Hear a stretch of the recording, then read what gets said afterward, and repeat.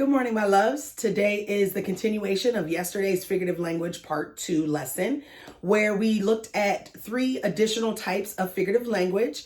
Our focus this week is personification, alliteration, and oxymorons. So today we will be I will be reading actually 2 fables for you.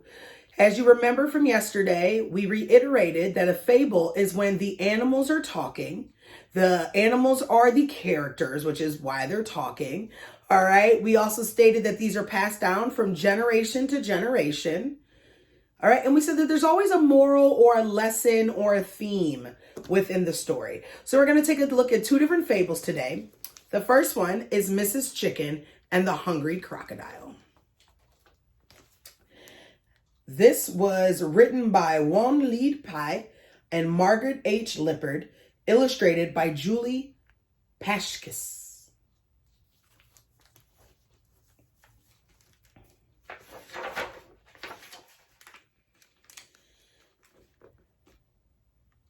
Oh, listen to this. It tells us about this actual story.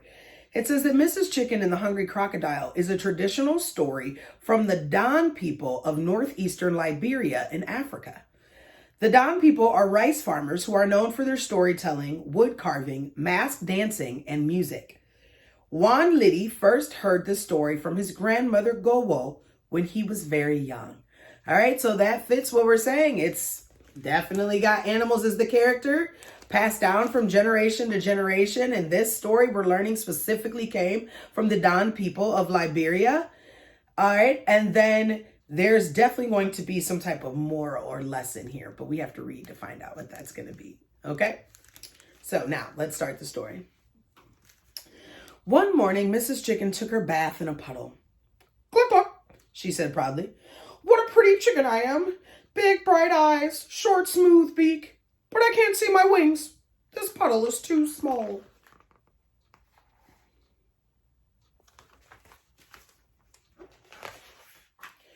She walked down to the river to get a better look.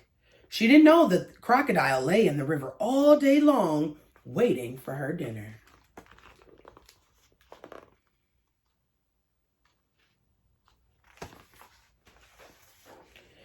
Mrs. Chicken leaned over the water. She said. "I still can't see my wings. I see scaly green legs and a long mouth with sharp teeth. But where's my beak?"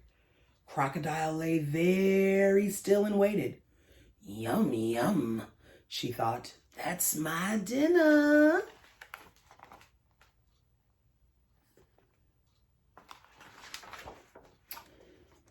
"I look different in the river," said Mrs. Chicken. She turned to one side. Crocodile did too.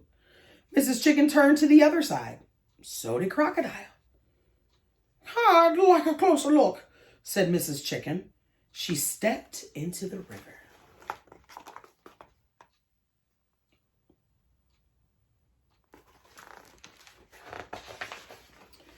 Snap! Crocodile grabbed Mrs. Chicken's foot in her mouth. "Buck!" said Mrs. Chicken. "Let go!"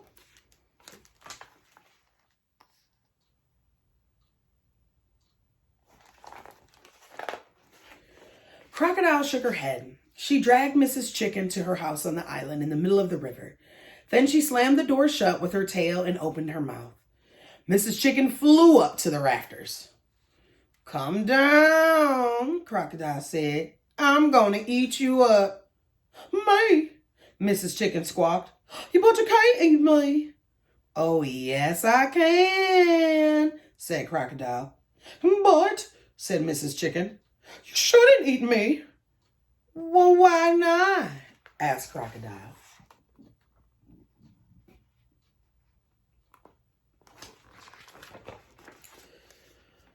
"Because," said Mrs. Chicken, "I'm your sister." "Ha, ha, ha," Crocodile laughed. "You're not my sister. You have speckled feathers. I have green skin. You have a beak. I have a mouth with sharp teeth. And these teeth are going to eat you up." "No," said Mrs. Chicken. "We look different, but we're sisters. I'll prove it. Just give me time."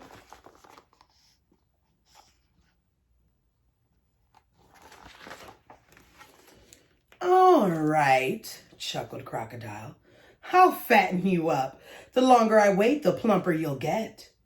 Crocodile yawned and curled around her eggs. Soon she was snoring.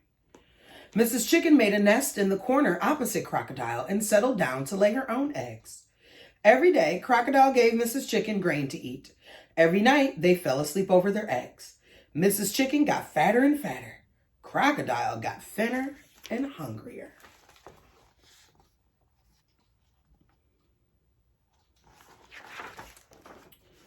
One evening, Crocodile said, "This is your last meal. Tomorrow will be my big dinner." "We'll see," said Mrs. Chicken. She waited until Crocodile was sleeping. Then she carefully put her eggs next to Crocodile. She took Crocodile's eggs to her own nest.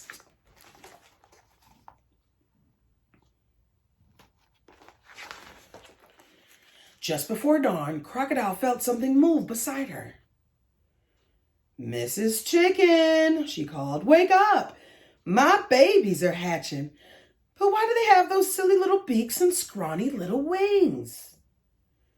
They look like you."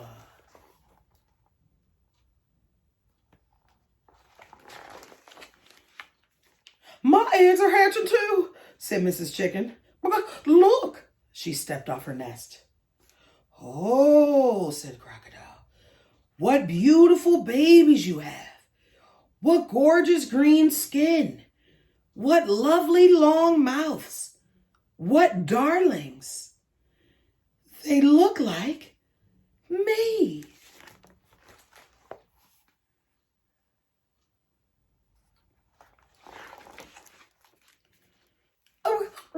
"And your babies look like me," said Mrs. Chicken.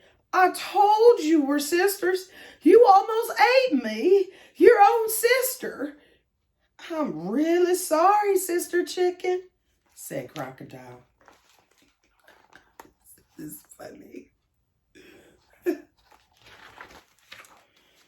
"I have an idea," said Mrs. Chicken. "Since you like my babies so much, you can have them. I'll take your funny-looking babies instead." "Oh, thank you, Sister Chicken," said Crocodile. "Don't mention it," said Mrs. Chicken. "Sisters help one another." So they switched babies.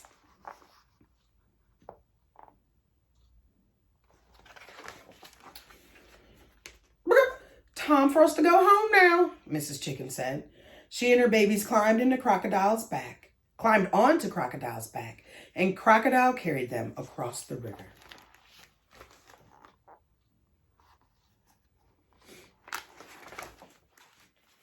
"Bye-bye, sister," Crocodile said. Mrs. Chicken waved her wing and hurried her chicks up the riverbank. "See you soon," said Mrs. Chicken. "Psych, no you won't," called Mrs. Chicken as she disappeared through the trees. "Come along, children."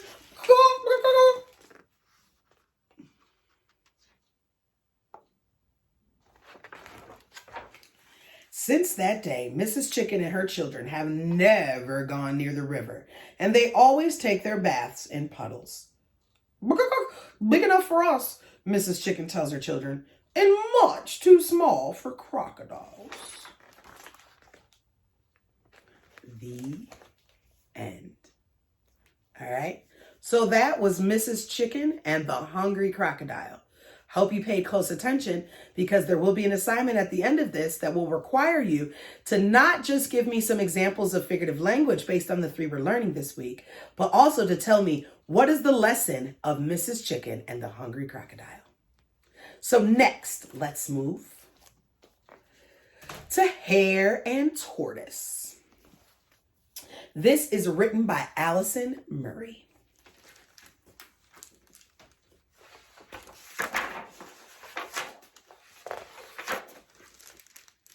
Here comes Hare. "Hello, Hare." "Hey, Hare, hello. Could you stand still for a minute, please, Hare?"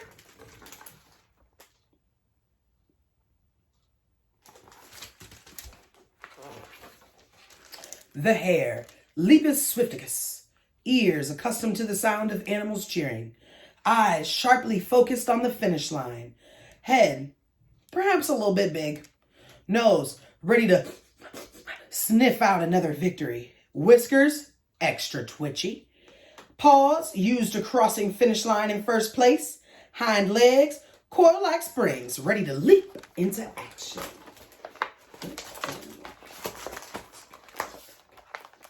Meet Hare. Hare can barely stay still for a minute, but he can run through the tickliest grass, rush around rivers and ponds, dash over misty meadows, and he has never been known to resist a carrot. I'm the fastest on the farm. No one can beat me, says Hare. Today, Hare will be racing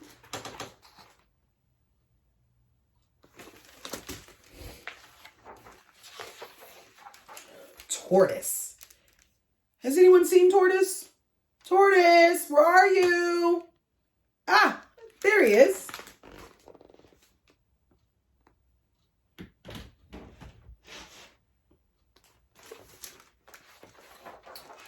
The tortoise, slow and steadicus. Figure 1, tortoise. Figure 2, rock. Meet Tortoise. Tortoise can stay still for a very long time, but she has never been known to. Run through the tickliest grass, rush around rivers and ponds, dash over misty meadows, but she will always do her best. I may be slow, but I'll give it a go, Tortoise says with a smile. Let the race begin.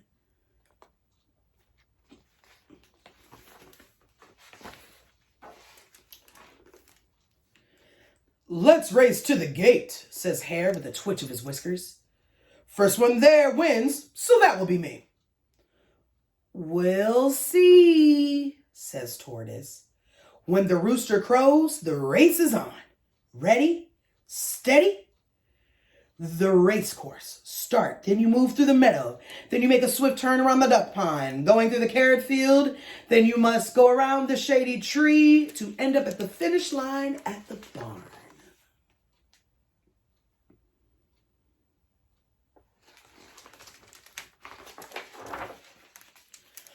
Cock-a-doodle-go! Bye! Oh!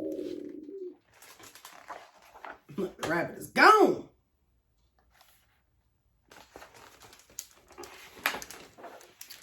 Hare races through the tickliest grass. I'm so fast, I fly past, sings Hare. Tortoise trundles through the tickliest grass.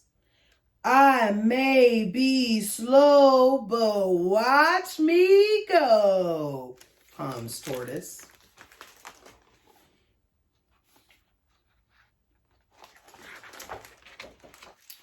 Hare's out of the meadow and zipping past the duck pond. I'm so fast, I fly past, sings Hare. Oh dear, Tortoise is not out of the meadow. I may be slow, but watch me go, hums Tortoise.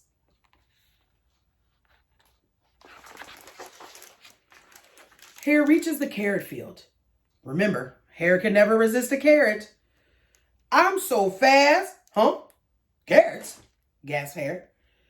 Tortoise is miles behind, so I have time for a few nibbles. And a tiny nap under the shady tree.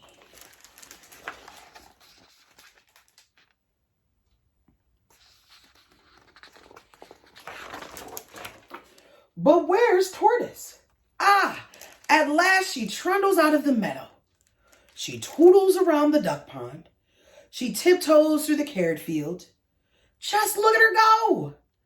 And right past Hare, who sleeps on, dreaming of winning races and animals cheering.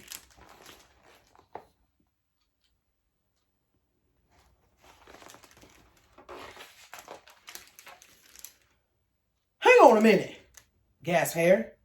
Animals cheering.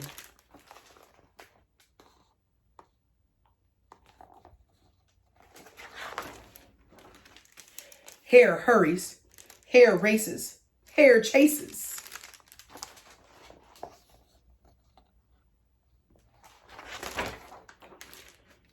but Tortoise has won by a breath.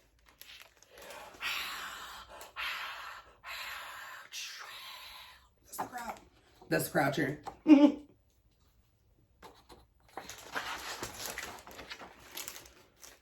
Hare, you may be fast, says Tortoise, but I'll walk straight past.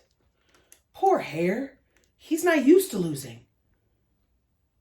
Never mind, Hare, you might just win next time, says Tortoise. Come on.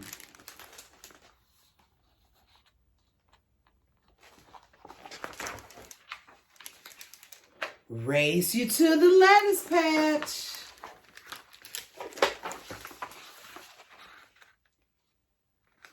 The end.